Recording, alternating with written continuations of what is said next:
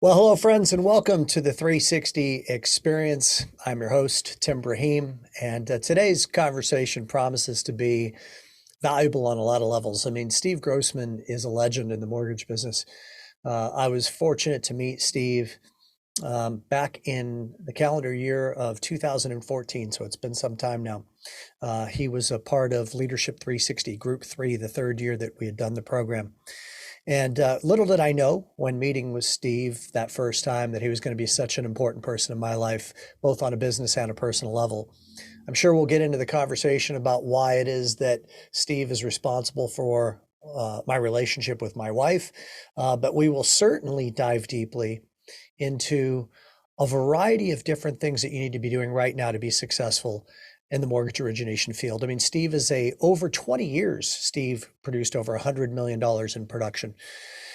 He is a principal owner in NJ Lenders in New Jersey. He's been a mortgage originator for over 30 years. He still does loans to this day.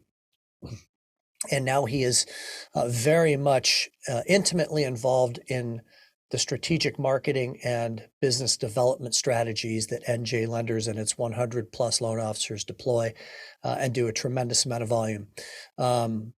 Buckle up, be ready for some laughs for sure, and be ready to take a lot of notes. This is going to be a very stimulating conversation that's going to bring a ton of value. Before I get to my conversation with Steve, I just want to remind you, please, if you can subscribe, if you haven't already done so, to the show. That's super valuable to us. The more subscribers we have, then the more opportunities I have to get other guests on.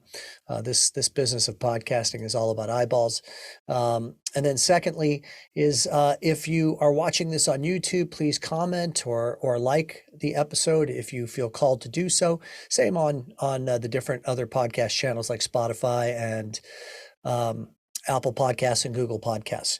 So without further ado, I hope that you enjoy, because I'm sure I will, my conversation with my good buddy, Steve Grossman.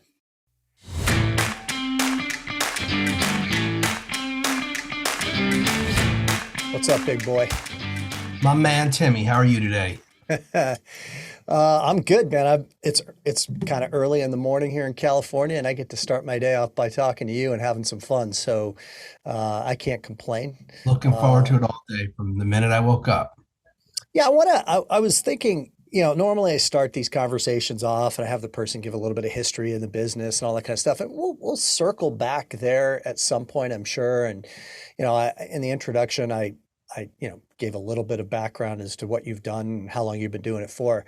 I want to dive right in though to some content. Sure. Let's talk about, we're recording this in, latter part of May of 2023. First and foremost, what are you seeing with rates? You've been doing this a long time. Where do you think we're going?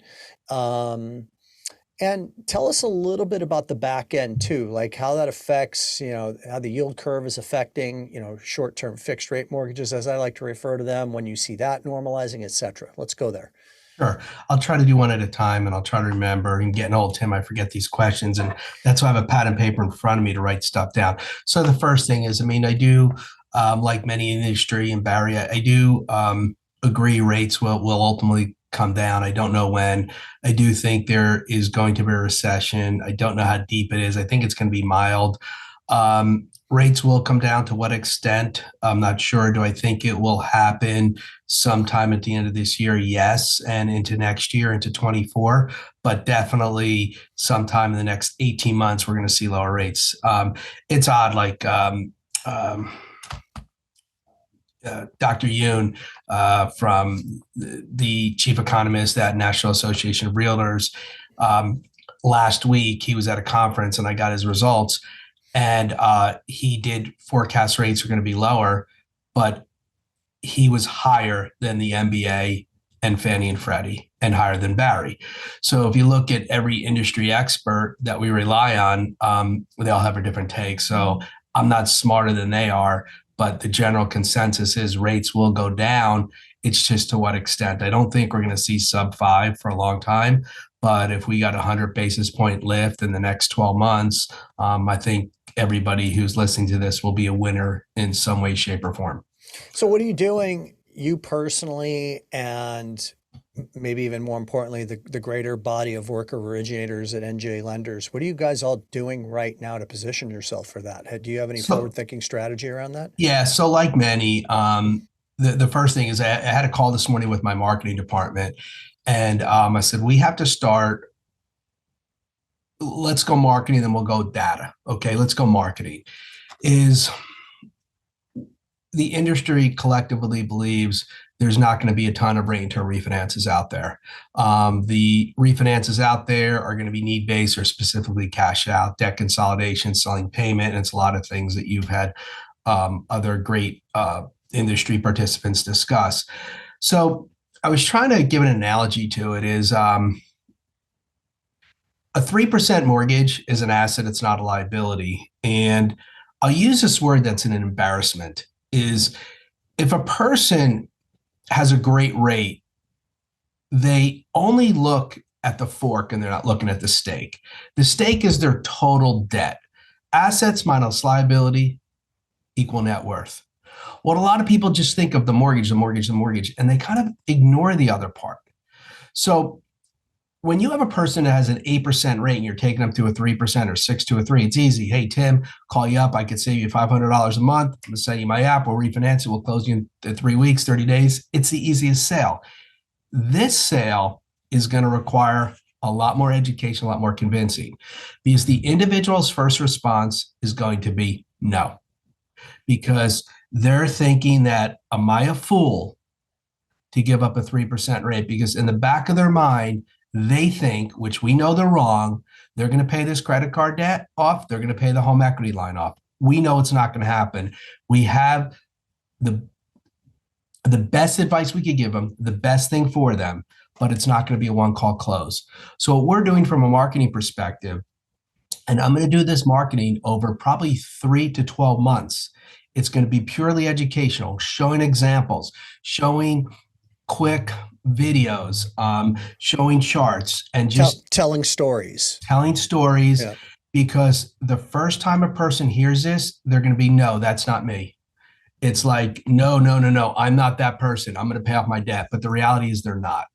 So the first thing is education. Yeah, nobody wants to wave the white flag, right? And it's like, there's a lot of shame. There's a lot of shame about having excessive credit card debt. And I'll give you an example.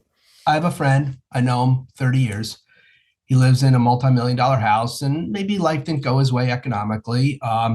And he was in an IO. The IO just reset. I was luckily to put him in another IO. He got some family assistance to pay down some credit card debt, pay off a home equity loan. He got like $500,000 of financial assistance. This is not the norm. This is not most of our population. I said to him, sell your house. He's got 3 kids. Youngest freshman in college, maybe a senior high school, oldest just got out.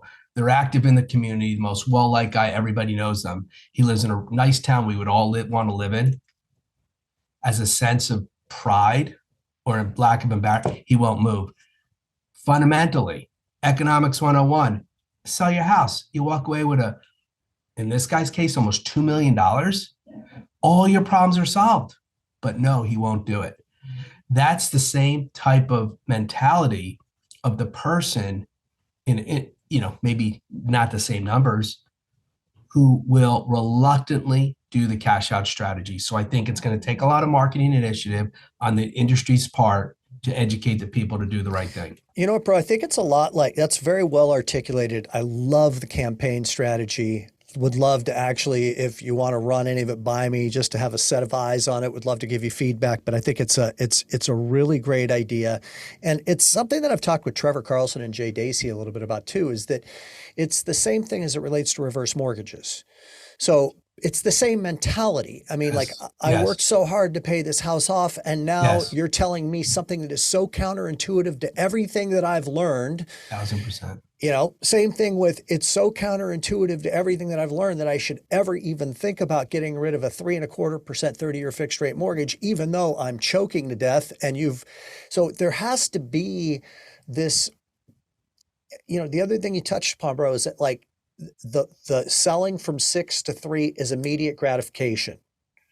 Like you're used to the one call close done. Mm-hmm. What we're also talking about is getting used to a new way of selling, Right. a tiered selling process where you build some equity and trust with the person over the course of a few different interactions to where then they feel that next credit card payment and they're like, you know what, man, I got to throw the towel in here because you're ringing in their ear because you've taken the time to really teach them over a period of time.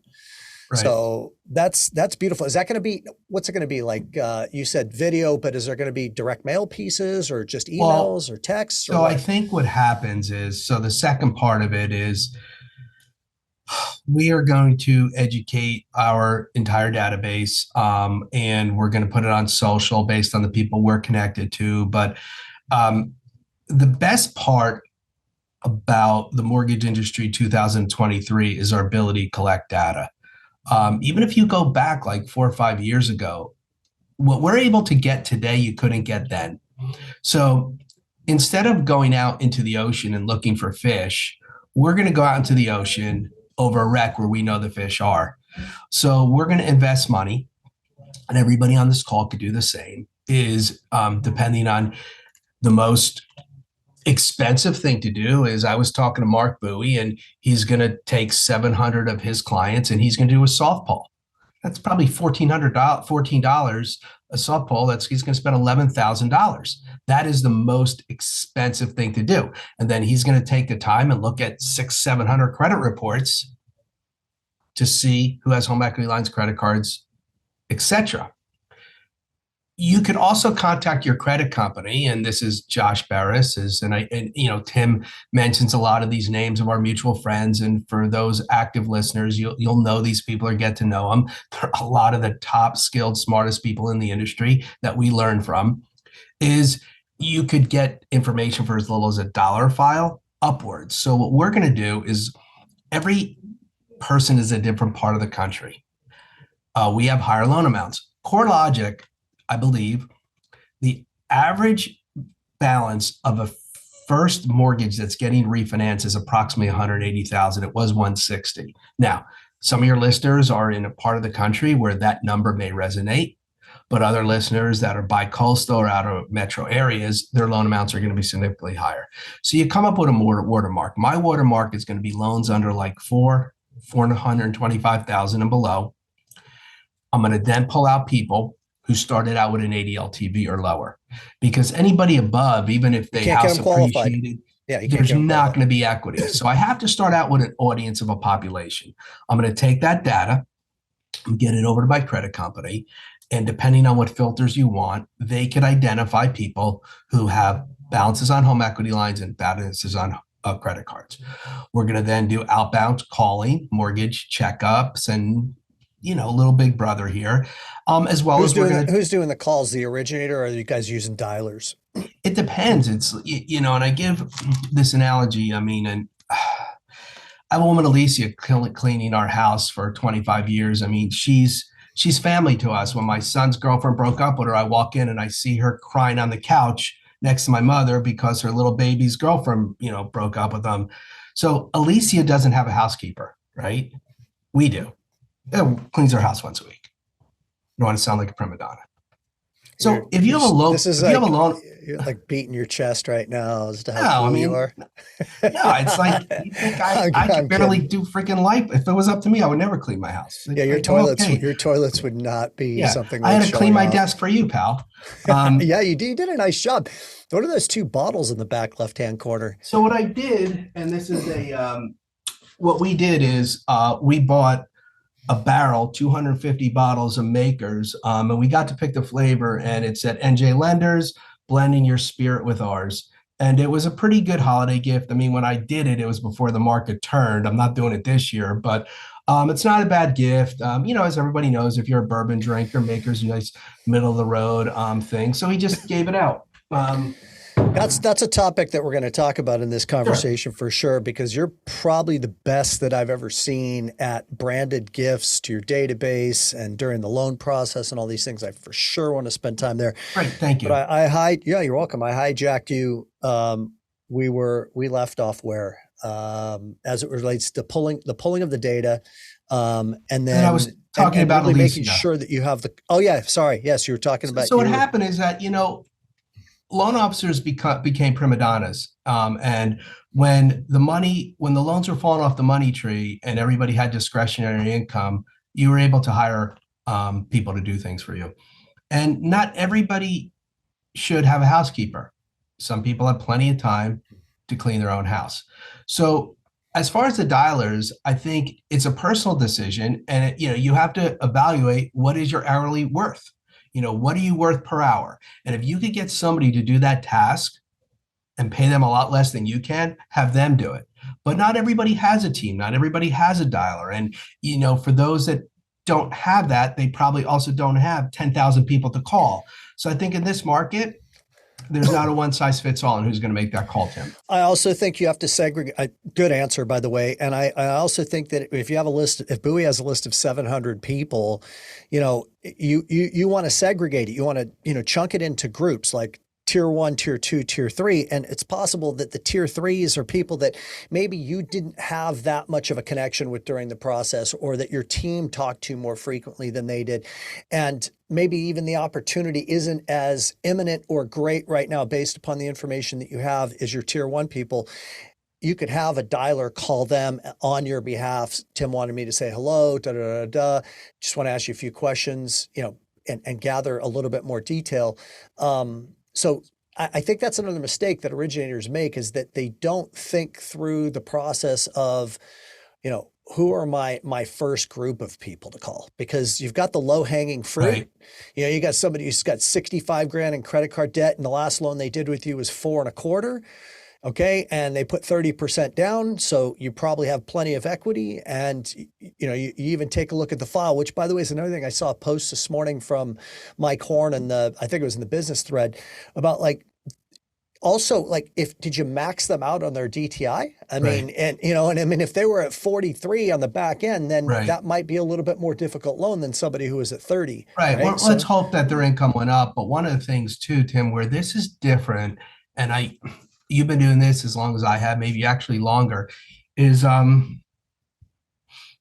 you trying to say that I'm older than you? No, I'm older than you. I mean, when, I'm Tim's friend, and Tim is currently married, but when he was single and he used to go out on the websites, he used to lie about his age. He was the only guy I know other than my mother, who was 49 for like 5 years. But, if for those that are connected to him on whatever, he's probably still says he's 49, and he's not. I'm 47 now. Right. Yeah, exactly. Well, you look good. You look very good. Thank you. You're a very handsome man.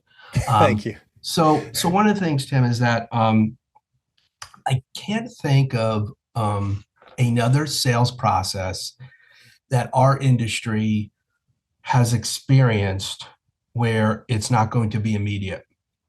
So what happens is, we could identify these people today, but the rate may not be there. Mm-hmm. But we're hoping and praying, and we all believe it's going to get there. So we can't wait for this to get there, because if we wait and then start doing this, the train's going to leave the station for 2 reasons. One, your competitors may beat you out on it. And there's also a driving force. What inflation is going to push down the rates. A recession is going to push down the rates. What happens in a recession? The Fed will reverse its raising. So your window closes as the Fed lowers short-term rates, because we're arbitraging the fact that the long end is going to go down quicker than the short end.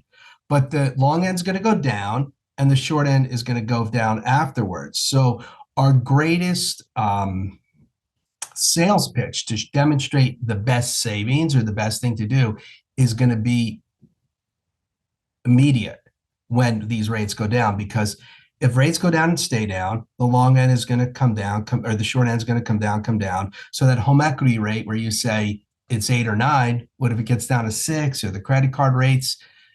It's still going to have a lot of sizzle, but not as much as it did when they're sky high. So I think you work on the arbitrage. That's a great way of articulating it, the arbitrage. And, it's that lag effect that from the time where the market knows and reacts, and mortgage-backed securities rally, but the Fed's still got their hands in their pocket. Yes. And I could also make a case for, I've been thinking a lot about this, that maybe the best case scenario is a shallow, longer recession. that has them not having to react so quickly with qualitative easing that that gap that you're talking about, that arbitrage, shrinks like very rapidly, like 25 basis point cuts for the first 3 into next year. And Right. then, would I think for the industry would help it out a lot. So back to the marketing. Anything else that you're doing with that? I love the campaign. Is your beautiful mug going to be on the marketing pieces, or who's are you marketing Not on the? mine. No, I look better over the phone. You know that. But whatever it takes. But I handle the marketing. I mean, I still originate a little bit, not as much as I used to. I like to keep my hand still in, in the pot. But I kind of create the initiatives for almost 100 different loan officers. For those that not everybody is going to lead me through the burning door, but what we try to do is a lot of it for them, because when it comes to a lot of ideas, people want to do it, but they just will find excuses, or they don't have the resource to implement. So boy, that was very fucking kind. Yeah. They're just shitty implementers. Yeah. And this is what I learned in coaching with you, Tim, is I thought I was a failure. I used to think I was a horrible implementer. And then it was you, Julie, and Scott brought it to my attention is you're not you're not a failure. You just don't have the bandwidth to implement. So I surrounded myself with a lot of great implementers, and I may come up with the master idea and I have people implement, but they're also implementing for others. Mm-hmm. So what I find is if you're scaling your yes, intellect yes. is what you've just done. That's what I'm doing. I want to that's like a boom, pause. Sure. Let's just sink that in for the audience. I mean, so you figured out, what I heard you just say was, I figured out what I like to do and what I do well, and that would be valuable to the organization because my ideas would have an influence on their success, which would, I assume, have some retention components to it from a business perspective. And then on top of all of that, I'm going to do what I do best, which is be creative and think through the strategics of it and let somebody else implement it. And I've just scaled my knowledge, and that is super powerful. And I'm going to state that, but I'm going to state it in a different way. And this is, I think, when I coach individuals and in our industry and outside of it, and I look at professional development, is that when you meet people, whether when you're a kid and someone was bragging how they were a great athlete, or a parent was bragging how smart little Susie and Johnny was, which was great. But one of the best things in professional development is not to identify what you're good at, is when you really start to grow as a person, as a leader, you identify what you're bad at. And that came out with me in coaching is that where I was beating myself with the whip, saying, you just always start these projects and you never complete. Then I realized, wait a second, that's not what I'm good at. And I realized what I'm bad at to help me get better at something. And that's what helped me actually really succeed and achieve and finish tasks. So it was just, people always think I'm great, great, great. I first figure out what you're bad, bad, bad. Then you'll figure out what you're great, great, great at. Well, then you're not feeding, once you've identified what you're bad at, then you're not feeding it. Because I think what naturally happens, I don't know if this applies to you in the past, but you may not realize that you're quote unquote bad at it. You may have not come to the place of completion in your thought process of like, okay, I acknowledge that I'm bad at it. So you work really hard to try to be good at something you're bad at. And you expend all this energy because you haven't really just rectified within yourself. You know what? I'm not good at that and I don't like it. And now I can look at what am I good at it and what do I like? So that's an incredible. Also creates anxiety and it's felt guilt. Yep. But the reality is this guilt and anxiety is not justified because it's the story that you're telling in your head that, I wanted to do this and I'm a failure, or, I'm just not getting it done, and you're not good at it. So get somebody else to help you that is good at it. So you guys are going to be doing that. Anything? What about with agents? Anything you're doing marketing wise with agents before we pivot to other topics? So I haven't gone deeper with my agents. on trying to get them to introduce me with some of the people that are considering listing their home and maybe advising these clients on the best way to handle the equity in their home. Mhm. So I haven't done that with agents, but what we're trying to do, I mean, agents are in scarcity also like loan officers. I mean, there's just not, at least in most parts of the country, we have an inventory crisis. It's a problem. I personally don't think it's going to resolve itself for many, many years. It will improve slightly, but we have this inventory issue. What we try to do is come up with different tools on that could potentially help a homeowner get their bid accepted. So we just came up with one where we do an AVM on the home. And then if the AVM comes in acceptable, we'll give a value assurance to say that we will guarantee the value of the home. And we put in 80 LTV, single family, agency product, no FHA.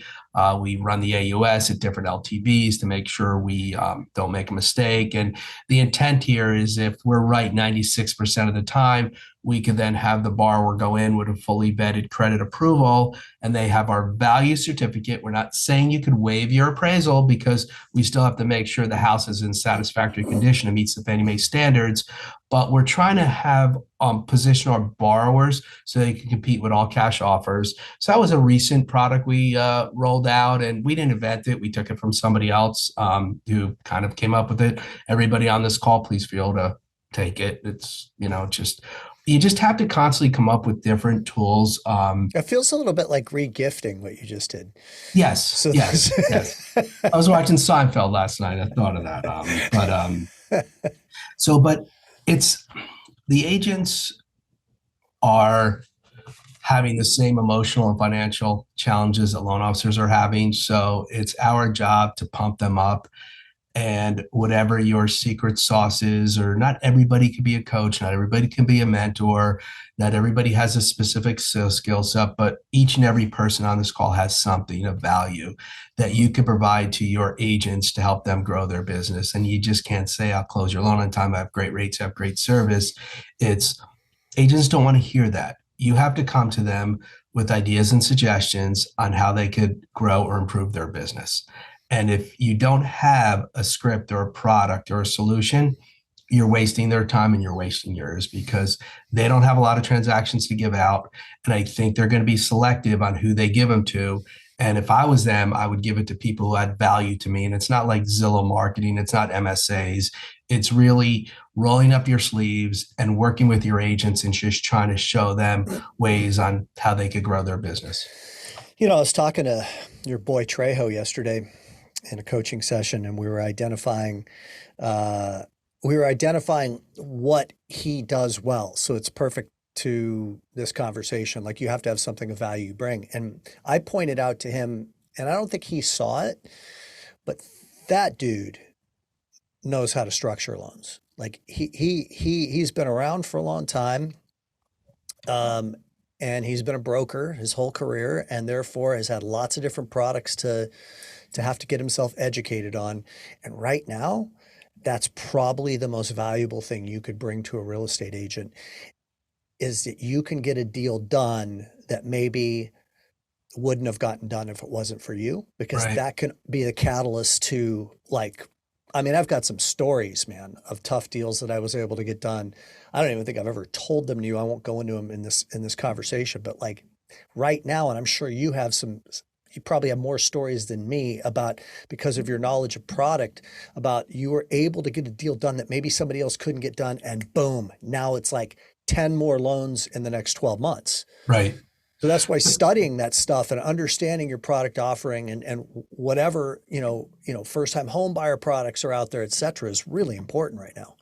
Hey, the cream's going to rise to the top, Tim. I mean, and I shared this statistic with you because I think a lot of us were misunderstood, that everybody thinks there's 500,000 loan officers, there's 350,000 loan officers, and something that came out of Chrisman the other day, there's a little over 100,000. We probably still have 30,000 extra loan officers that we really need in the industry, that the industry could support. But you don't want to become the garbage man. And so when you articulate that message, you don't want to be I could get all the complex deals. Correct. I want all your deals. Right. So sometimes if you could get third party validation on that from another real estate agent giving you a testimonial or a borrower saying, I went to Chase and they couldn't do my loan, but Trejo was able to do it. Or the customer says is that I never thought I could buy a house until I met Steve Grossman.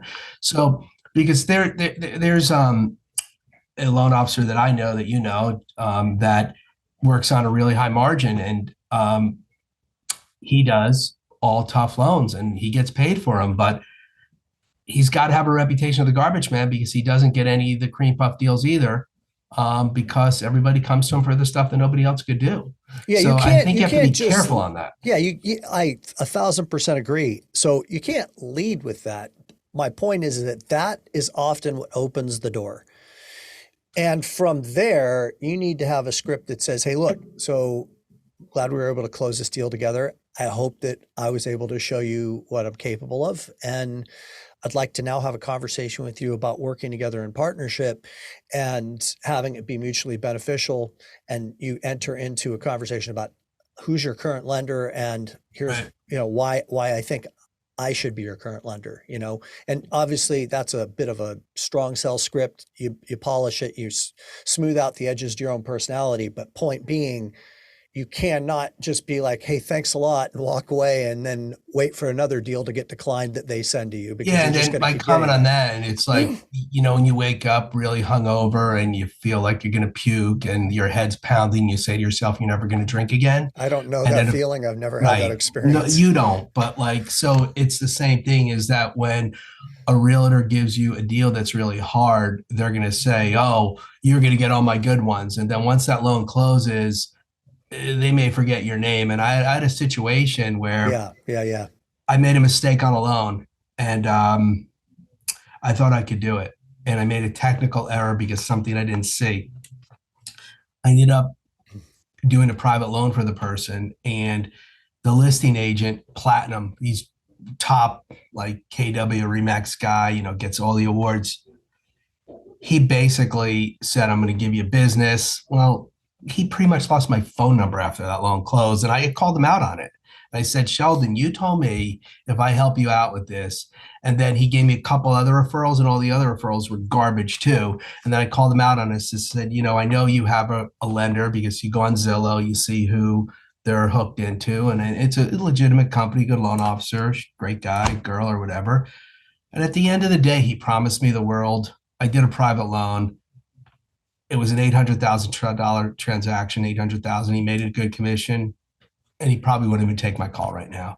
So you have to be careful with the scripting. It will work. And if people are good, honorable people, hopefully there will be some a residual effect on that, Tim. But I don't think there's a guarantee.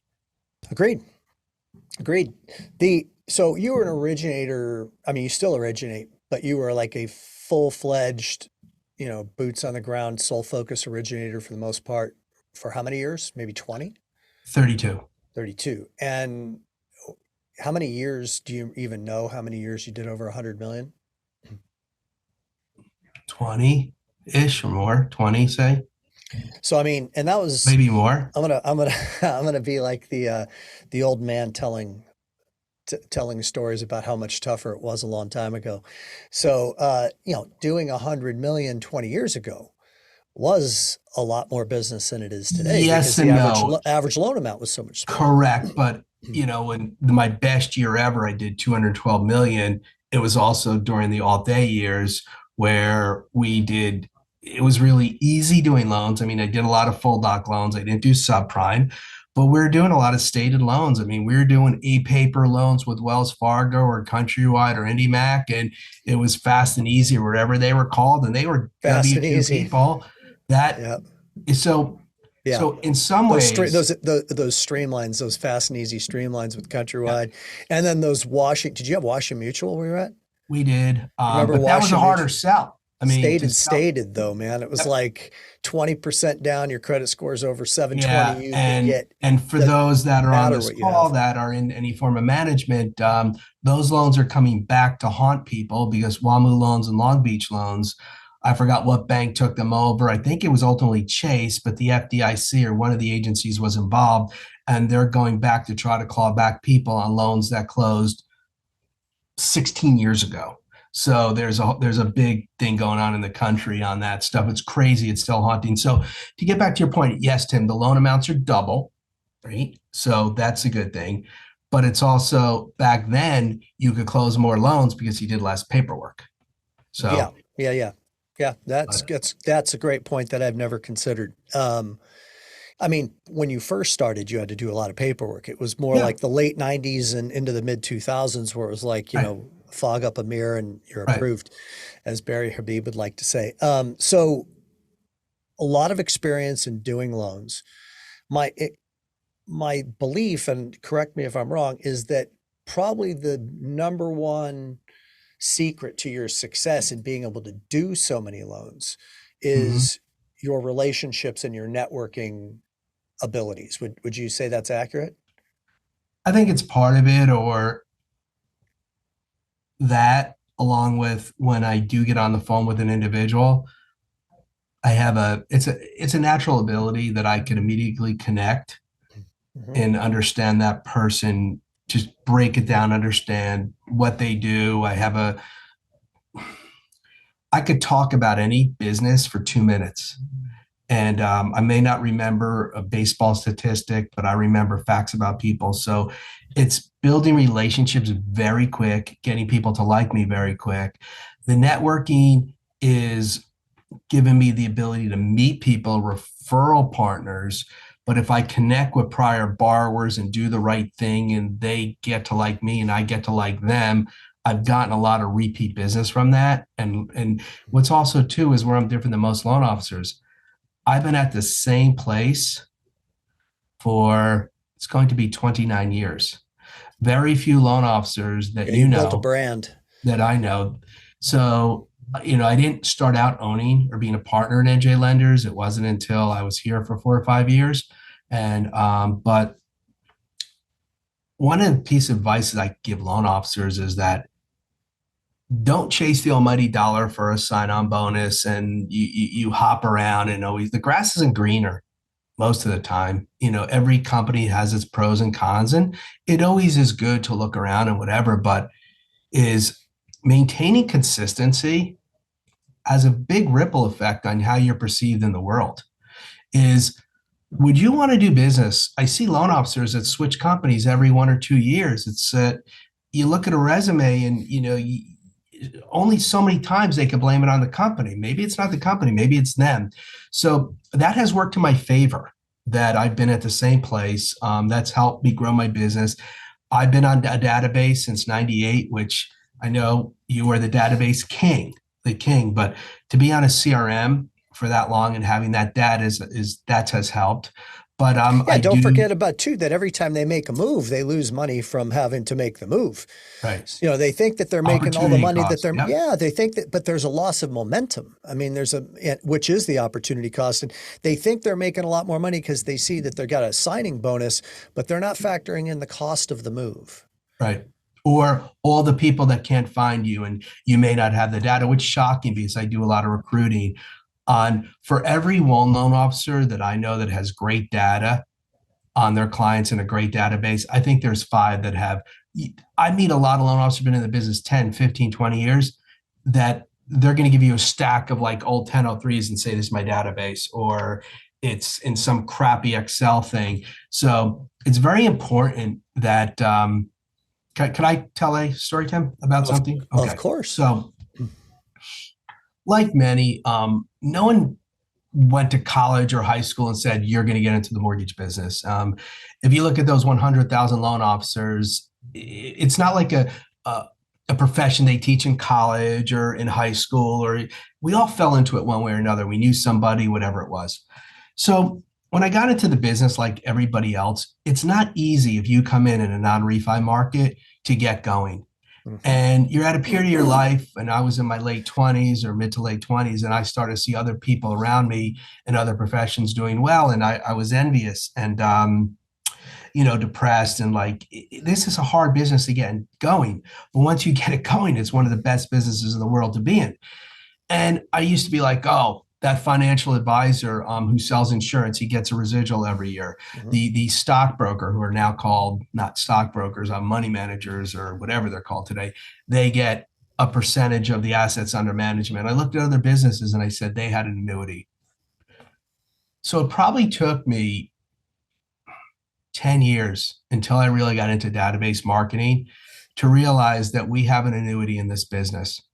But the difference between being a mortgage loan officer and other professions is our annuity is not tangible. You can't see it.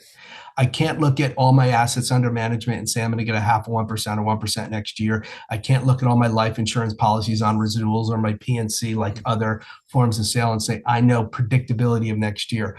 But what I do know is if you do the right thing and if you have an active database and you market your database, people will come back to you, whether refinance, purchase, second home investment, property, divorce. You guys know all the answers. I don't need to tell you that. But we have this annuity. We have a pension.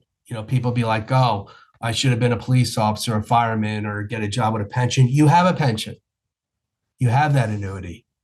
But you have to invest in, you got to, like a 401k, you got to invest in it. And eventually it's going to give you the return. And that's where I perceive the industry, Tim. But when you jump around or don't have your data, the investment is going awry. It's like saying to, as a life insurance agent, to 7% of your renewed customers every time you move, you know what? I'm not renewing you. Right. You know what I mean? You're just like you're nixing certain percentages of income. Now, the thing on top of that is, I think, also so important, and I really love how you explained it in the annuity income, is that most originators don't think like entrepreneurs. They don't think like business owners. So the concept that you described of there is an annuity income, I need to create the annuity income by doing certain things that I know for sure will work because there's so much social proof out there, people like you and I who have done it consistently and religiously for so long, to where it just was, I remember, man, it was just like ching, ching, ching, ching. Like the phone would just ring. So many one-off referrals throughout the year. If you take the referrals from your database, if you're doing this right, and put it in the pie chart as a percentage of the referral business, if you're doing this business right after you've been in it for at least 10 years, at least 50% of your business should come from there. Right. If you're doing it right. I agree. But so many originators spend so much time, effort, energy, and money on those 3 realtors that they're doing their Boomtown co-branding with, or whatever the mechanism is. And they're not spending any money on the one thing that they actually have, where they've actually had influence on that group of people. They've actually done something for them. It's like they're not even like tapping into the law of reciprocity that is available if they just walk away. So you go back to the formula of, or is there a formula for what happens in those 2 minutes when you first talk to somebody and you have this ability as you defined it? Is that, in your mind, an ability that just comes naturally to you and you're uniquely gifted in that area, or is there some intentionality behind it that others can learn from it? Sure. I think a combination of both. So the first thing is, I gave another fishing analogy. I like to deep sea fish. So client calls me, or I'm suggested to call a client. I call them. They all tell you they have a unique story, like we've never heard this before. So you give them 30 seconds, a minute, 3 minutes, you let them talk. You let them talk. So basically, certain fish I catch, the fish bites the bait and you let it run. You let it run, you let it run. Then like, okay, it ran long enough. So then what I do is I set the hook. And at that point, I control the conversation. They talked enough. And now it's time for me to ask the questions, because they kind of spelled out enough and I take them through a process. It's the same questions I ask everybody, but I'm asked differently depending on what they say, but I take control. Mm-hmm. there was a hiatus. I did when I first got out of graduate school, I was a commercial mortgage broker, and I went into being a commercial mortgage broker. It would be worse than coming into the mortgage industry now. It was in 1988. The S&L RTC was crisis. every commercial bank savings loan was failing. You would be better off joining the mortgage business today than that then. So then and I saw my friends on Wall Street. If you look at the Wolf of Wall Street or Boiler Room, I was like, oh, I had a lot of friends doing that. I'm like, I'm going to go do that. I did it for 3 months and I hated it. Because I didn't believe in what I was doing. I didn't feel I was of value, and I felt I was lying to people. And then where was I going with this, Tim? But did it teach you something about this taking control part, or did you develop Yes. that? Yes. Yeah, So because that's such an important part that you're bringing up. That's the common denominator of great originators, is that they all take control of the conversation, and the ones that aren't doing any business let the client lead them down into so I rabbit worked for this holes. guy. His name is Alan Zaretsky. He was probably one of the best salesmen I've ever met in my life. And what he said to me is that everybody likes to be told what to do. He goes, the CEO of a company, the doctor, the lawyer, the Indian chief, they are bossing around their subordinates. They're bossing around their wife, their husband, their kids all day long. But the reality is human nature wants to be told what to do by an expert, because they may be an expert and they be the top of their field, the best person in the world, but they're not the best at what we do. We are the best at what we do. So let them talk, set the hook, and then I take control of the conversation in a very calm, confident way. And I'm walking them down a path. I'm unraveling all the problems they have. I'm solving all the problems. And great loan officers, right when a borrower starts telling their story, we've already resolved, we've found the solution to the problem before they're done with their sentence. So that's part of my process, Tim, is I try to do that. And because doing it so long and so many loans, you have industry knowledge about, oh, you do this. And then I may say, oh, do you know that somebody? I've done a loan for a person in that industry and very familiar with what you do. How do you get paid? Great, base bonus, this, all that kind of stuff. So that comes with being a great technician. And I believe if you're a great technician before being a great salesman, that eventually will help you explode in the business. The technician part, just to clarify, being like Yeah. knowledge of product and knowing how to Yes. structure loans. Yes, Okay, got correct. it. Yeah, yeah, I Correct. agree. That's the Yeah. essential knowledge that you have to have. I have a coworker, amazing technician, and if you met him, you wouldn't say he's a salesman, but he's constantly does $100 million of production. Not in this market, but normally has, because he's great at what he does, and he's great with database management. It's probably one of the best I know at our company. It's amazing with a CRM, but what he's really good at is freaking figuring out how to deal and staying in touch with his clients. Those two things, if you just do those two things, even if you're not a great salesman, you're still going to do extremely well based upon your reputation of being good at what You're you not a do. great salesman, you're great at your job. Yeah, there you go. Yeah. There you go. Beautiful. So let's dig in a little deeper to, so, you let them talk, they tell you a little story, maybe they're divulging some information that you can use, when you start to talk, whether it be on a personal or the level of their finances.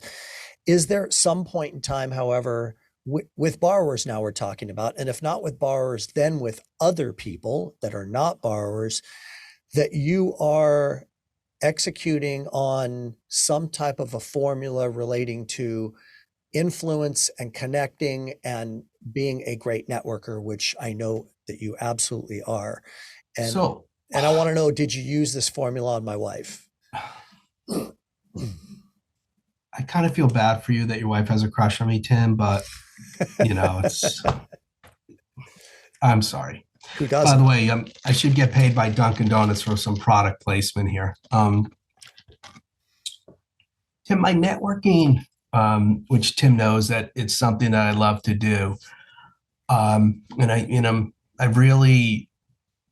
live my life is I've been like an above average student at best. I was above average athlete. I wasn't the first kid picked. I wasn't the last kid picked. I wasn't the smartest kid in the class. I wasn't the dumbest kid in the class. But one of the things I've learned is to cheat off the smart kid. And what I've learned is that you, nobody, very few people in the mortgage business have original thought. Very few. And we know them. We know some tremendous industry leaders and people on the cutting edge, but 99.99% of the people that are successful aren't those industry leaders. So what I've managed to do, Tim, is to network. And I have a lot of different network groups that I run. I'm running one on Monday at the National Secondary in New York City, and I won one at the National MBA conference. I don't run capital markets at my company, but I help them. The chief strategic officer is running sales and doing a lot of other stuff. Is I put together a mastermind that I have 23 different companies attend that I moderate. And I put these 23, I created it. It was my group, invitation only. And we create an agenda, what everybody's pain points are, what they want to do. I put it together. We have a 2-hour meeting twice a year at this conference. And people walk away from it and say it's the best 2 hours at the conference. No introductions, because that's a freaking waste of time. Let's just get into it. You want to get somebody's name, go talk to them afterwards. Don't do it on my dime. So I do that. I participate in L360, which changed my life. The people I met by coaching with you and everybody else in the group is, I can't imagine where I would be today from now I have my sales hat on and the tools. If a lot of us, we work in an island, we work in a closet, and we could only learn so much from the people within our offices and whatever our company tells us, whatever Kool-Aid they want us to drink. But you have to get out there in the world, loan officers. You have to get into coaching. You have to attend to conferences. You have to mastermind. You don't have to come up with the ideas. The ideas are out there. Just make sure that you spend time with other people in the industry who are, and it's not cutting edge, but are doing different things, whether it's technology or marketing initiatives or how to build a team, because the world constantly changes. And we can't expect to, as individuals, to always have the answers. And we could have the best managers, the best owners, the best coworkers, but they're also seeing what's inside their four walls. So you have to get outside your four walls. You have to get involved in different groups, create your different groups, and that's how you grow professionally. So a lot of my mastermind, Tim, has been more, so I've learned how to become a better loan officer by surrounding myself with other loan officers and creating various masterminding events, attending masterminding events. From a sales and an operation perspective, I do both. And where I'm a little unique is I'm an originator and I'm an operator. So by being an operator and understanding everything about running a mortgage company, capital markets, and all that kind of fun stuff and marketing, it's helped me on the front end of selling. But the take all of a lot of my masterminding and my networking that you've seen me in action that I'm really good at is to help me become a better industry professional, sales and operation. What I'm also good at, or what I like to do is, I don't want to say what I'm good at is, I don't want to pound my chest, is I'm comfortable talking to people. And when I talk to them, I probably do a bad job. I'm a bad salesman. I don't ask for the order. I just try to get people to like me when I deal with realtors or financial planners. And I have a good way to communicating that I understand the industry. So going back to Trejo. Hold on one sec, real quick. What is when you say I get people to like me, there's some intentionality behind that. Mm-hmm. So give us a look under the hood. Is there anything that you do to help evoke that kind of a feeling from that individual? What do you do to get them to like you? You ever go to dinner with somebody? Most people, Tim, they don't even listen to what you're saying. Do you know that? They don't. Like, you could go out with a group and all they want to talk about is themselves and their jobs and their problems and their kids and all this is most people don't give a shit about you. And so I just listen to what they have to say. And sometimes I'm not a great listener. A friend of mine once told me, God gave you 2 ears and one mouth. You got to listen twice as much as you talk. But I kind of play into kind of what interests them, that interests me. And then when sometimes I'll try to find a commonality, I'll try to remember it. How's your kid doing? How they doing in baseball? Did your kid go to Michigan? You want to talk about non-mortgage related things, but things that they want to talk about, not that you want to talk about. They don't give a crap about us. Most people in life don't care about you. They only care about themselves. So if all they care about themselves, well, let them talk about themselves and talk about themselves with you.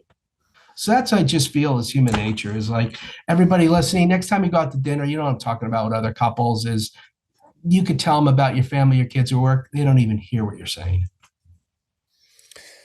I mean, I'm sitting here listening about how every single word of what you said is so profoundly accurate and important, and thinking to myself, wow, this is a real testament to how big people's egos are because they're always thinking about their narrative of what they want to talk about. And this kind of is a testament to the fact that some of this is like personal development work, which is to say, you know what? I know that I want to look good and say all the right things and have people know what's going on with me in my life. So, it feels good that the attention's on me, but that's just all bullshit Right. that isn't allowing me to really connect with somebody. So getting to know them and hear what they have to say and making them feel seen. And then is there something on top of that relating to, um, like, are you trying to influence them in any other way? Like, or here's the question I want to ask. Aren't you always also looking for and thinking about something that you can do for them or how you can help them? Yeah, I mean, that's part of my networking that I always try to put people together. I mean, a But couple, talk to us about that because I think this is super sure. powerful. So, last week, a friend called me and said, "Do you know so and so?" This friend was in ours out west and somebody on the East Coast. And I don't know how they knew I knew them, but they're like, "Could you call him to see if he's interested in selling his mortgage company?" Because I kind of heard a rumor he is. So I called this person who knew me and I said, "I'm just calling this. Just if there's no interest, whatever. If you'd like, I'd be more than happy to put you in touch with this person." I gave a little background and I went and placed a call. Now, to me, that's the law of reciprocity. Is one day somebody called me for a favor. I don't want to monetize it. I don't want a broker fee agreement. I don't want anything. It's just I put two people together. That's an example on an M&A deal. Mhm. A lot of times, clients will call me for a mortgage product that I don't offer, and I'm not going to sell them something I don't have. And I'll be like, "Here's the deal. I'm not great at this, or I don't offer that. Here's a person at this bank that could probably help you out."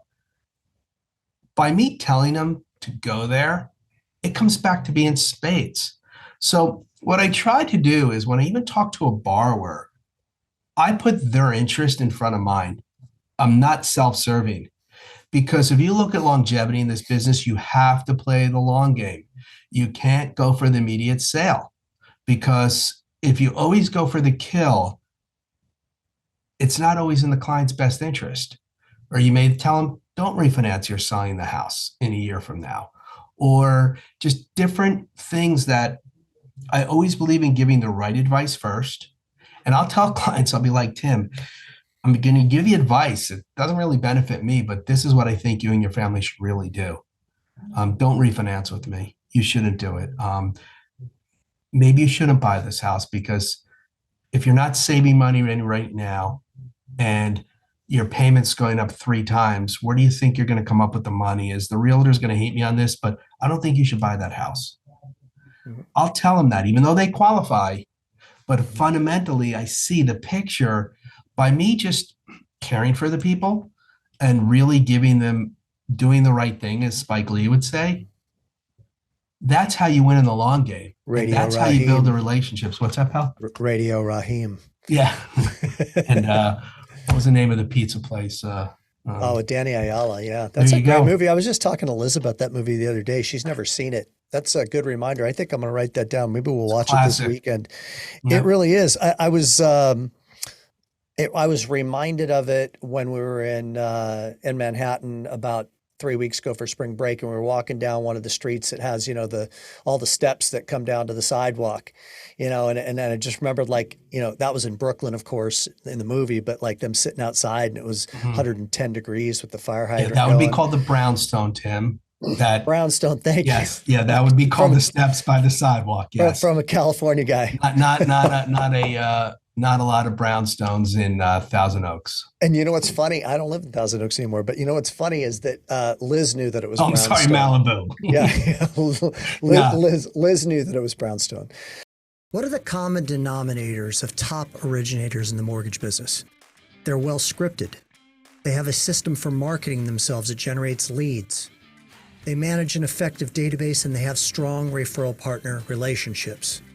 The other common denominator of many great originators is that they have a business and life plan, a roadmap, a guide for them to achieve success, and they have an ally, a coach, who assists them in the successful implementation of that plan. Performance Experts Performance Accelerator private one-on-one 1-year coaching program is now accepting applications. This is my company, and these are my certified coaches that specialize in the mortgage business. Go to www.mortgagecoachingnow.com and click on Get a Coach, or go to the show notes and click on the link that's provided in this episode. Now let's get back to the show. So, in all seriousness, when you met my wife, Mhm. and you went and talked to her and her work colleague, like, just even that ability is foreign to me, to just go up to two people and just immediately So I'm instigate tearing up conversation here. and So getting it going. So, yeah, because I presume that you do that. I know that you do that all the time in a I lot of do. different formats because I've seen you in action. You will just go up and just start talking to people. And I Yes. think that that's a skill. But what's the approach? Like, I mean, you're trying to get them to talk about themselves? Is that what you're doing? You just go in asking a question? What's the Well, strategy? so I'll go your specific example is, and I'll use this as a man going to talk to an older man going to talk to a extremely beautiful, hot younger girl. The first thing the girl thinks is, who's Uncle Creeper, right? But when I went and spoke to Liz, like, asked her how she's doing and then, where she's from and all that. And So then, that's how you start off. How you doing? Where are you from? yeah, it's like, how long you been doing this? Just ask about them. Mm-hmm, And mm-hmm. and then I don't know how it came up, and I said, "Do you have kids or whatever it was?" And then she referenced that she was single. I said, "Oh, great! You know what? I have a single friend over there. You see that really good-looking guy? I'd like to introduce you to him." And so, as the story goes, is you chatted her up a little bit, but as for those that know Tim and don't know Tim, is like, he is the most amazing person. He could get on a stage in front of 10,000 people, but he's shy. Yeah. And so it was like, he's shy, handsome guy here. And then we invite her out to dinner. And then Julie, who works on Tim's coaching team, says no, she can't come Yeah, because she's an outsider. she roadblocked Then it. the next day we see her again, and we say, hey, do you want to come for drinks and dinner with our group? Because it's, 30 guys and 3 women. And, now do you? So Julie said, okay. So that was it. So then Liz, Tim, and I, and another person, we sat at the end of the table. They came out to dinner. We went to the Blind Dog, was the restaurant in Park City, Utah. And that was the beginning of the story. And that happened in October 2019. And why I always remember that date is because that's when I met Josh Metal. And Josh Metal fundamentally changed my whole view on marketing, about being organized, detailed, and intent. And I know that I changed my whole marketing department and just the way we do things because of Josh. And my time frame, I'll never forget it, is October of 19. So that's when Tim met his lovely wife, Liz. And all I did is go up to her. And that's where. Well, but you executed the formula like to a T. Like, you made it about her. Hi, how are you? Where are you from? How long you been doing this for? asked a couple more questions, found out a way you could help her out, or at least Right. thought you could help her out by introducing her to me. You made the introduction. And, I mean, that's exactly what you're talking And I'm about. going to blow your mind, Tim. You could apply that to all aspects of your business, is my point. All right. So I'm not a real man when it comes to sports. I could play sports. Like I said, I'll play any sport. I won't be the last. I won't embarrass anybody. I won't be the best. I won't be the worst. But most guys remember everything about sports. Tim could tell you a baseball game about the Dodgers for 30 years ago, the third inning, and who was up. I don't remember that stuff. My wife is a huge Met fan. She watches, well, right now she's not, Tim. She's a really little pissed right now. You guys are she had a good game last night, but she's in depression. But she could watch 180 games and I could watch games with her. I can't remember three players' names. But here's what I know. Liz's mom is from Montclair, New Jersey. And that's where she was born, or that's where she originally was from. And then I remember she's a doctor, and then she met a gentleman, and I moved out to Salt Lake City because I asked her a little about her family and how they got there. And, she said when she heard I was from New Jersey, my mom was from New Jersey. So that person told me that comment 3.5 years ago, and I didn't forget it. And I remember she had two children, a boy and a girl, by correct. And that's what I'll remember. Everything's spot on. And I'll remember that about people. So part of my ability to connect is remembering facts about people, but yet I can't tell you two players on the New York Mets and watch 80 games with my wife. Why do you think that is? Why do you think it is that you're able because to I'm remember interested this? in people and I'm not interested in watching baseball.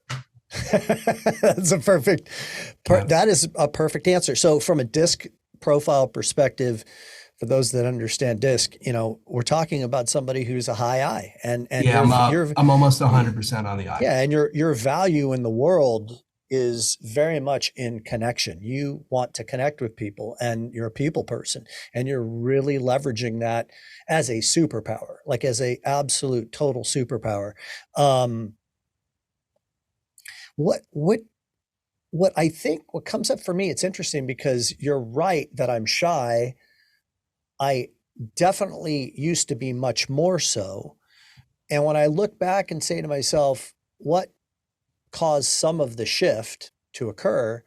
I think that it was fear-based. I think that when I don't know what to say, and I'm worried, to your point, that I'm not going to remember their name because I always forget people's names, and I don't know what to say. It's just always kind of like held me back from really being approaching people. I'm going to try to implement what you just outlined. That's why I asked the question of like, what do you say just to get it started? Well, hi, how are you? Well, where are you from? Let's dial it down to the mortgage. And this is something that you wanted me to talk about. Yeah, so let's go ahead. Let's assume that you're going to speak from a loan let me give you this one. My kids played Little League. They played soccer. They did all that stuff. And Tim mentioned that I'm big in promotional items and branding and stuff like that. And I don't want to be out hawking mortgages. I'm not, and I know my partner did this. I'm not putting my face on a shopping cart seat. I always felt about what we do is I put a loan officer on a pedestal. We are financial advisors. If you went to Goldman Sachs for financial advice, is that person in institutional sales going to have his picture on his card? Or if you went to a lawyer because you needed some type of defense work, you don't want to go to somebody who has their picture on their card.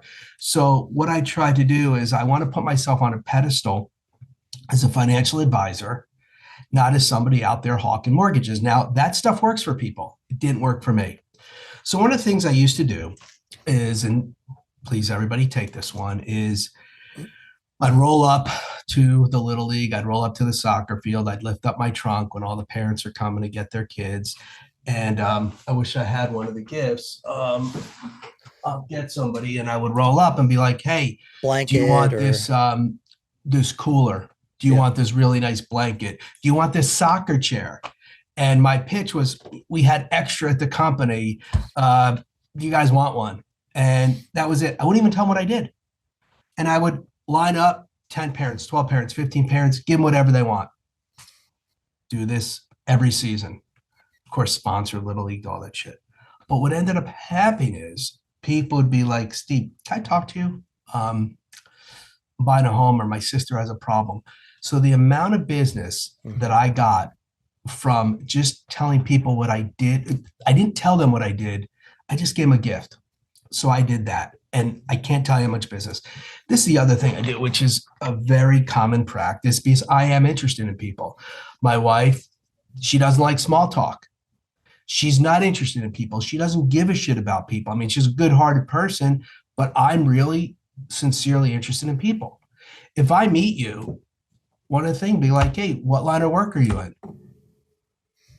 Oh, good. I know somebody who does that. I met a guy yesterday. He was in the trucking business. I said, oh, do you know my friend Brian? And he's partners with this one. He's like, oh, yeah, I know them. Great. I was playing golf, Tim. I started to play golf. I stink. I broke 100 yesterday. So nine or 18 holes. Good one. Thank you. You're about right. So like an hour later, he goes, what do you do? I said, residential mortgages, so what I try not to do is be a salesman, yet I'm very intentional to make sure whenever I meet somebody to ask about them. Ask about them first, then they're going to ask about me. And then I'll never say, hey, if I could ever help you out. And then what also happened in many instances, people would say, oh, in the mortgage, I'm buying the mortgage was great. I'm buying a house. I'm working with so-and-so. That's a really good company. I said, Tim, you know what? If you'd like, I'd be more than happy. Send me over the GFE, the loan estimate, whatever year you're going back to. I'd be more than happy to take a look at it for you, just to make sure you're getting a fair rate and the fees are accurate. No, I just here to look out for you. So I can't tell you how many people I did that with, and they ended up getting their loan because I came in with a position of giving that I just want to here to help you. And in the end, I wasn't being like, what rate are you getting? I'll beat it. I never did that. I don't believe in doing that. I still don't believe with the loan officer strategy is when you think you're losing a rate to somebody, send me the LE from another company and I'll beat it. I am not a guy selling used cars on the highway or working at Best Buy trying to sell you a car stereo or something like that. That's not who I am. So I go my best foot forward, and I'm selling advice. Another powerful moment in this conversation, incredibly important what you shared. Long game, Tim, the long game. Long game. And, it's so funny because if you remember my standard presentation goes back now, since you've heard it in Costa Rica many years ago now, I would always end after I've gone over their 3-4 different loan options and taught them and added value. I would always end with the closing line of whether it be with me or someone else that does what I do for a living. I think that what we've settled upon in this discussion is that 7-1 ARM interest only is the best program for you, and without you paying points, so long as somebody's managing your debt for you going forward, making sure that they're taking advantage of opportunities. That's it. That was my close. I never heard you say that. That was my close. For years, that was my only close. I do the same thing. Yeah. And you know what they would say? They would go, well, I want to work with you. Right. I'm like, oh, okay, cool. Yeah. Let's talk about how we get started. Then you'd say, I'm a little too busy. I'm not taking on any more borrowers. Let me exactly. Madoff Velvet Road thing. Let me get back to you. I don't know if I'm taking on any more customers. But the point being is that you hand out that chair and right. Wow, like what a incredible tip that you just gave. So you're handing out the chairs, the blankets, the ice chest. I have all those items. I still have your umbrella in the trunk of my car. And you're just giving it out as extras with your logo on it. You create the intrigue of, I wonder what this guy does. And you start reading right. The logo and you start putting 2 and 2 together. You draw them into being interested in you versus if you say at the time you hand out that blanket, and by the way, I do mortgages, guard goes up. Guard goes up to the ceiling. I'm being sold now versus I'm being given to now. You've taken a giving situation and fucked it up by infusing what you need or want into the equation. So like, that's not a thing that I think a lot of originators understand is this important principle you're talking about. I'm so glad you brought it up. I didn't realize that so what are some other, marketing pieces that you would give out because I think that you guys do a lot of really great co-branding Thank you. to referral partners and to your database. So um, I never would get a tattoo on my body. I would never do it for, a variety of reasons. People get them, fantastic. I just never thought of a message that I would put on my body that would last forever, right? But if I was ever to get one tattoo, the tattoo would be givers get. And I live my life that way because the law of reciprocity was it, he's Cialdini. Cialdini. Cialdini is that, and Brent Hicks taught me that is the law of reciprocity. Is I believe if you give, you get, and givers get. So that would be my tattoo, givers get. What part of your So body would you have? what's that? What part of your body would you have a tattooed on? Exactly. Well, we can know certain parts of my body couldn't be on because there'd be too many letters. Yeah, But exactly. there you go. And parts of my body is growing so much, like my stomach. I'm glad it's under this desk. So it can't be what's in it for me. It's what's in it for them. Sometimes you give gifts, and it's also just being thoughtful and being intentional. I'll give you a lot of things I do. I'm a Facebook stalker. I don't post. Anybody has a baby, they're getting a baby gift automatically. If they're my niece's friends and kids that have been in my house, I'm sending them a baby gift because ultimately they'll buy a house. A realtor's grandchild, a borrower, anybody you know gets a baby gift. At the same time, if someone passes away, I'll go to the obituary. They're taking a donation for the ambulance corp, $25. You got to go deeper in your relationships. You want to take price and fees out of the equation as much as you can. At the end of the day, guys, we're all getting shopped the shit out of it, but at least you want to try to minimize the shopping, or maybe you got lucky, like you're the only person they call. And it does happen in many instances, but you have to build a connection. What I also build is that branding, is that there's Tim, you probably know the stat better than I do, that 2 years after a loan closes, X percentage of the borrowers don't know their loan officer's name. It's really high, a lot higher than most people think it was going to be. So when I'm intentional in my gifting, I want to come up with gifts that have legs, and I want to come up with practical items, family oriented. I don't want to send a bottle of Makers to find out that you're an AA. Or so I try to stay away from syntax things. And it has to be practical, family oriented, that they're going to use for many, many years. The greatest thing, I've had borrowers send me a picture of 15 chairs lined up at a soccer field, NJ Lenders. I had a borrower send me a picture. They were at their town pool, 5 NJ Lender coolers. Where's mine? So my winter gift was a really nice mag flashlight. And, spring could be April showers, bring May flowers, umbrellas.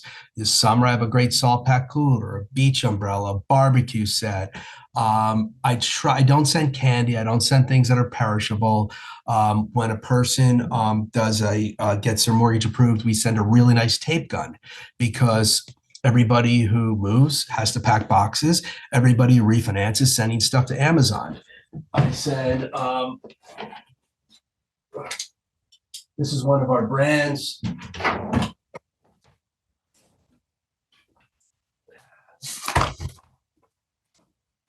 Wants Dunkin' Donut gift cards, right? Dunkin' Donut gift cards, right? My brand. So what I do is I send an intro gift. I got the letter from Jimmy Bakhtiar. Is like I sent him a supermarket bag with a Dunkin' Donut gift card. I just constantly gift them, and I gift them. And it's branding, and it's just, other than the database thing that I do, and the calling, which I could probably do a better job at, is I'm always known for sending really good gifts. And a couple times a year, I'll drop gifts to my realtor database too. It could be an ice scraper in the winter. It could be. But do you send to your whole database all this stuff? No. So, because No. so let's talk about that for a minute. And but before we talk about segmenting and how much money you spend on an annualized basis sending to these folks, let's establish something that is super important that you said, which is it cannot be crap. Or as Brent said in Nashville, if you remember back then, it can't be a tchotchke. People throw that shit out. Right. And by the way, it doesn't necessarily have to cost a lot of money for it to be valuable, but you have to be very intentional with what you're sending. Stuff that people will want and use. It could be something as inexpensive as a chip clip, which I successfully sent out with my company logo on it many years Right. ago. You don't throw those out. And every time you use it, you're indirectly brain cells are being bought because you're seeing first rate financial on the chip clip. So And when you did that, Tim, was it first rate financial, Tim, or is it just no, just right? first rate financial. A lot of loan officers want their name on it. Just think about it. Like the other thing, I'll tell you one thing, don't send apparel. I don't want to wear a shirt with your company logo on it unless Totally. you own like, Totally. Shaker's Go-Go Bar or something, or a really cool, like, Larry's Towing, or you had a really cool like company that would I'd be a man about it, or, Bergen Hunt and Fish Club. That's John Gotti's social club. But people, whatever you do, don't send apparel. No one wants to wear your crap. They don't need another water bottle. They don't need that. I mean, some of the things that loan officers I send is also like, think you got to be careful as to whether you even put a logo on something. Like I had one time somebody sent me like a really nice wood cheese board, and all across the top was their company logo. And it's like, when I have company over and I'm going to put out a I charcuterie am board, laughing, Tim. the last I'm thing in the world laughing. that I want is some goofy, mortgage company logo staring at them when I it's not love it. attractive. I had one of my loan officers who were like, let's send out these wooden cheese boards. I'm like, if I have guests coming to my house, I would be embarrassed to take out a Correct. cutting board, a cheese board with a company logo on it. That's Correct. not, or there's just certain things I don't think you put your name on it. Like, what was his name? Greg So I Frost with the have, I'll give Cutco it, knives. Cutco knives is that's actually a really good gift, but I don't think that you should put your company logo on the Cutco knife. But I do think that that's a good example because still have the Cutco knife that was given to me at Stephen Marshall's event 7 years ago. And when I use it, I remember who gave it to me because I Right. like it. I have an insanely cool cutting board in my kitchen, like a wood block cutting board that is incredible. I know that probably sounds like a lot for a cutting board, but I mean, this thing is awesome. Doreen gave it to me.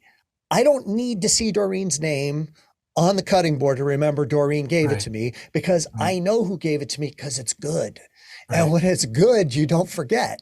It's the stuff that's crap that you don't even remember who gave it to you because it didn't make an impact. You didn't open it up and go, wow, this is really nice. Holy shit. Like, I can't believe he sent this to me. So you said I want to address one thing you said, and then I want to answer one thing you asked.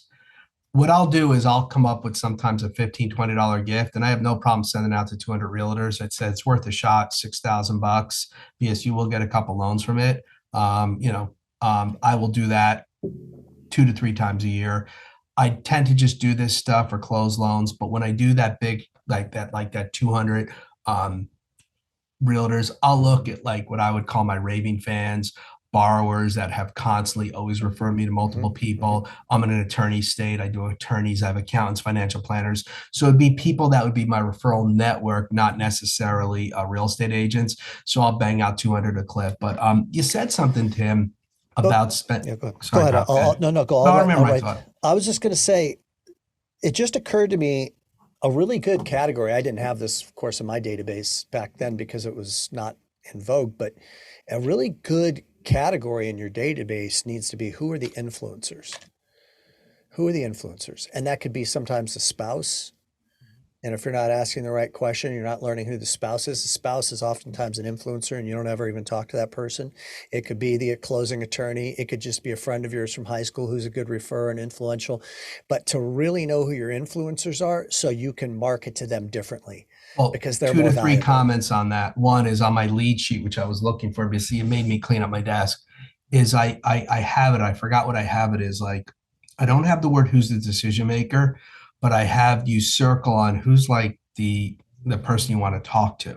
Yeah. So when you look at Dave Savage and Craig Strength says it's about the mortgage code, and really why you should do a video presentation is a lot of times as loan officers, we are not talking to the decision maker. We're talking to the gatherer of the information. If your borrower is getting a gift from their mom and dad, The man with the gold makes the rules. You may not realize they're making the decision. So one of the reasons to potentially record your message or send something in a very organized, respectful way to the borrowers, you think you're talking to the decision maker. A lot of times you're not. So one of the things that you touched upon, Tim, and it talked about segmenting your database, is something we spoke about a few minutes earlier in the conversation. I coach a lot of loan officers, and one of my exercises I do is said, let's do a little postmortem on your business. Let's look back over the last 3 to 5 years on two things. Let's look back on where you got all your closed loans from, right? And then if it's whoever that referral partner is, how did you meet that person? Mm-hmm. So the two mistakes that I think loan officers do is one,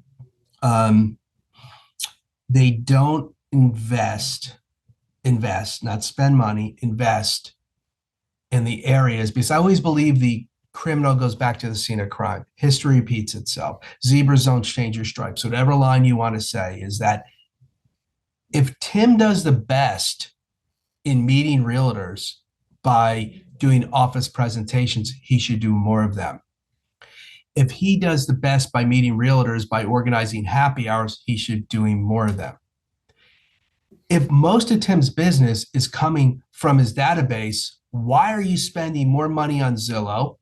Why are you spending money on Yellopo or all these lead sources when you should be investing your money in your database? So when you look at from a monetary perspective, is you have to identify what works. Is I find loan officers are spending money in all the wrong places. The second thing is when they look, that's, as far as, your referral partners or your database. The other thing is I believe everybody has their genius zone.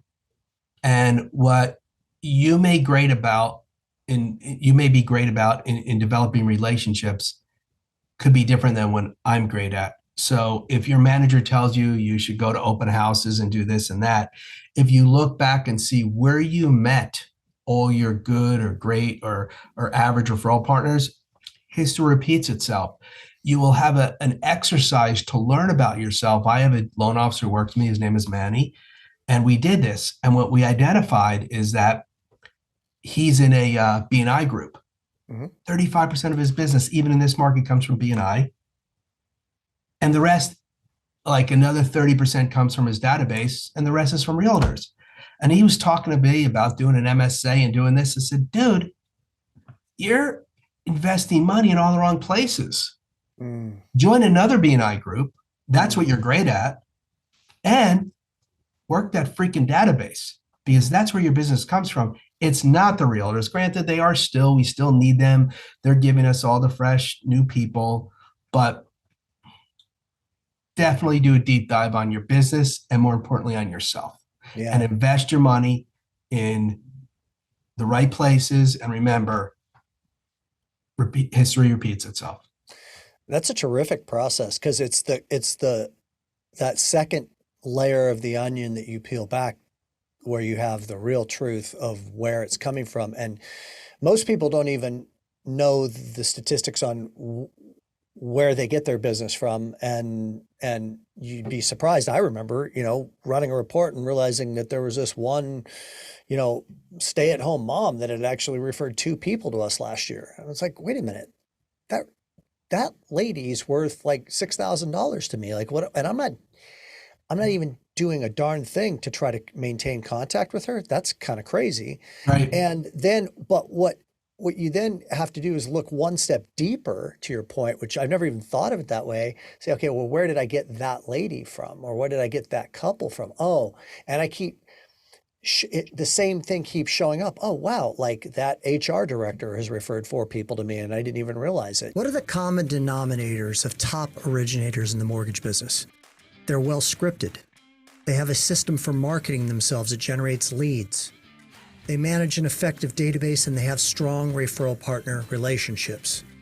The other common denominator of many great originators is that they have a business and life plan a roadmap, a guide for them to achieve success, and they have an ally, a coach, who assists them in the successful implementation of that plan.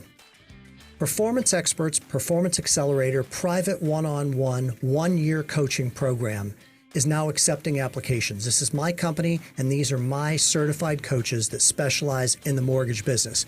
Go to www.mortgagecoachingnow.com and click on Get a Coach, or go to the show notes and click on the link that's provided in this episode. Now let's get back to the show. The subject matter of you personally, what you're working on. And I'm going to just ask this question to start, and we'll see if we need to go any further. If you could turn the clock back and have a conversation with Steve Grossman when he was 18 years old, what would you say to him right now if you could give him some advice and some suggestions? Marry a really, really, really, really rich girl and don't sign a prenup. That'd be the first piece of advice. And then Rodney Dangerfield said, stay in school. No, I stayed in school and I have a graduate degree. 18 years old is a tough one, Tim, because who we are at 18 is clearly who I'm different at 57. Who you are at 18 is different at 28 and 38. So, I was watching that Scott Galloway thing, and it said about following your passion, and freaking, I don't believe in that. I think you have to identify what you enjoy doing. And at the end of the day, it's called work. What we do every day is not play, it's work, and we have to work for it. But let's kind of, I'm going to answer that, but I'm going to be realistic. 18 is, I had hair in my head. It was a whole different world. And I didn't know what I wanted. And by the way, if somebody told me what to do, I wouldn't have listened to them, because you're just in a different mindset. Let's talk about realistic as a loan officer. And if I was to turn the clock of time back and do one thing different that I'm only doing now, I do all this gifting. I did all the mailers. I do all the emails. I do all the Facebook posts. I do all the LinkedIn. I'm active with my realtors. But the one thing that I think I failed at is making annual calls to my database. And my goal right now, if that's the one thing professionally I'm working on as an individual loan officer, is to really implement that, because I've done a great job.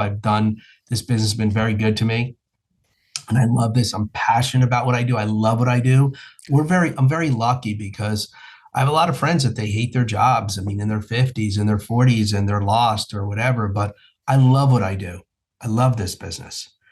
But that was the one thing, if I could give myself advice from day one, is to have called my clients every single year, because I would have done more business. And in a way, I kind of really felt that I let them down. I didn't do my job. So if I was 18 and you gave me that advice to call your database more often, I would have told you to fuck off. So I totally understand. Or I think, though, on a serious note, that is, all you're talking about really there is just like stay in touch with your relationships. And we were together in Austin. And build the system of your annuity income that we talked about earlier in the conversation. Tim, we were in Austin together last month. We were in a room with 35 people who I would say are some of the top freaking people in the United States who do what we do. And it may not always be top in production. Some are not, but just smart, progressive, wanting to invest in themselves, wanting to grow, wanting to learn, and be willing to take chances. We went around that room about calling the database, and I was shocked on less than half do. And I remember when Travis Wicks, I forgot where we were. Could have been Nashville. It was Nashville. There's a side story to that. Yes. Go ahead. He never did it. And he wrote an apologetic note to his database. Picked up 11 deals in January. And he apologized that I failed as a loan officer or whatever. I don't know what his scripting was. And he pretty much said, I'm sorry I didn't keep in touch with you. And I'm sorry, but I'm going to make a commitment to do so going forward. So one of the things that we always talk about, it's such a big elephant to eat, It's where do you start? And you got to do it one bite at a time and eventually get through it. And some people I personally have anxiety over it. It's like, where do I start? I feel bad that I haven't done it. And yeah, my phone rings and I've been very reactive. I'm proactive with my marketing, but that one minor thing that I wasn't religious on was that. And I'm going to change that going forward because I want to continue to prime the pump of my database of my time served of 28 years. And I got to suck as much business out of that database as possible, any which way I can. You know, I was thinking about this the other day when I was creating some content on the subject matter of database management, and it really was like a trip down memory lane for me because you were kind enough to mention earlier that I was, very good at it. I mean, I was blessed to have been You're taught ahead of that your time. topic. I was definitely doing it before anybody else was doing it, and I was crushing it with doing it that way. But that's Bill Hillestad. I mean, he's the one who really taught me what I knew. But the one form of technology, bro, that was like, it was the massive game changer, and I still feel like it is today, but nobody uses it, is voice broadcasting. You can, I'm not talking about voice broadcasting your entire database every week. I'm talking about strategically a couple of times a year as another form of being in front of them, hitting everybody, before Valentine's weekend, wishing to everybody that's married, of course, you don't want to point out. Yeah, that one you got to be careful on, Tim. Yeah, you Maybe, got to run. You got to maybe run the filter. Thanksgiving. Run the filter on married couples. No, seriously, and wish them a happy Valentine's weekend. Or And on Valentine's Day, don't do the double heart or something. Be like, oh correct. boy. Fourth of July weekend was a weekend that I would every year I would call my entire database with one message, wishing them a happy Independence Day, and I hope that your summer's off to an amazing start and that you and your family are doing something fun. And just wanted you to know I was thinking about you. That's it. No, Yep.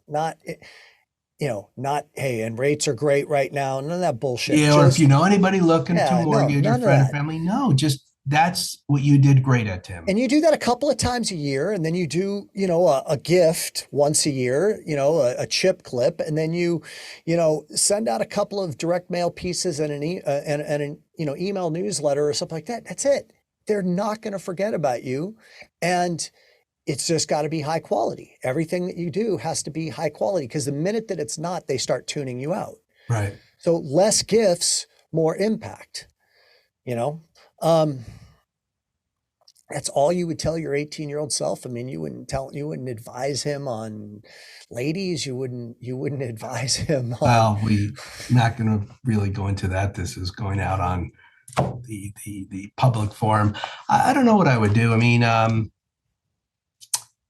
There are a lot of disappointed people right now that yeah, have never seen such restraint from you. yeah, Who's shy now, Steve? yeah. The one thing that I also look at as a professional is I probably should have gotten out of originations a little earlier than I did, just to really focus more on just company development. That's something that I kind of regret. But just telling an 18-year-old, it's tough because even in this world, because if you go back to it, is that coding is only something like what, 5 years old? How old is people coding? 10? I don't know how long it is. It wasn't around 30. There's professions, our business. I was thinking about this today, I think Tim, I was is that going. I think the question I was going for a little life advice rather than business advice. life advice. You know what the one life advice, and I told the young man this, and he listened, and so I had an intern. His name is PJ Pecan. He was really smart. Went to Michigan, and he wanted to be a Hollywood agent, and he's worked at the William Morrison Institute, one of those places out in Hollywood. I said, PJ, when he was 17 years old, I said, and I said this to my cousin Jordan, told it to my kids, but they don't listen. Start a database on everybody you meet in life. You go to college, you're in your fraternity, write them down their dad's name, put what their mom does for a living, what their dad does for a living. One day you'll be able to monetize this. So if you really think about database management, and so then, of course, he didn't listen to me. graduates Michigan, goes to work at one of those talent agencies that you would know out in Los Angeles. He calls me up like 2-3 years. He's probably 29 now. He's out working. He said, Steve, the one thing you told me I wish I did was how, because he knows about, that whole world is all connections, right? He said, I wish I did what you told me to. Because if you really think about database management, if you could document every person you ever meet in your life, whether it's your first job, your second job, your religious, your house of worship, the camp you work out, and you just build this massive database of people. And now you could do it through social media, of course, and connecting, or whether it's LinkedIn, and to know what that person's younger brother does for a living and take notes on it. I believe in whatever career you do, you'll be able to monetize it. And that would be the one business advice I would give an 18-year-old. None are going to do it, but that'd be the one thing I would tell them to do. I love it. I think the one thing that I would add is, and then you got to do something with it, right? Because there are a lot of people who gather information and do nothing with it. But the intentionality and the formula that you gave us, several formulas actually in this conversation, actually make that answer a perfect ending to everything that we talked about. You got to gather the information, and then you got to execute the formula of not making it about you, making it about them, asking a lot of questions. If you don't have a good memory like me, writing it down, documenting it somewhere so you remember their spouse's name, you remember what they do for a living. And then from there, connecting people, just being a giver, and then getting a tattoo. Right. I have this medal. I had this woman, Melissa, who worked for me, and she, for the holidays, or it was my birthday, she bought me a really nice, like one of those leather, one of these things, like, I don't know what they were called, like a credit card type of wallet. Yeah, yeah. And inside of it, she bought me a metal plate, and it's Giver's Get. So I keep it in my car in the center console, and that's the closest thing to my tattoo. But that's I really do believe in it, Tim, is if,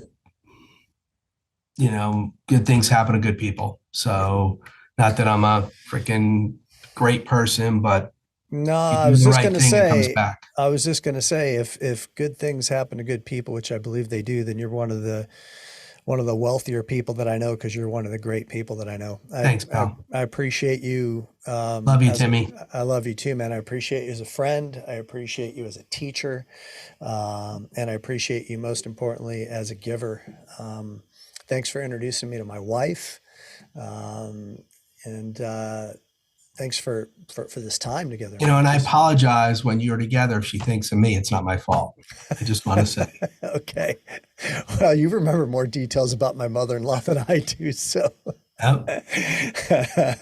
All right, brother. It was really great to spend time with you. Soon, man. Thank you very much. Thank you. Bye-bye. Okay. Bye-bye, everyone.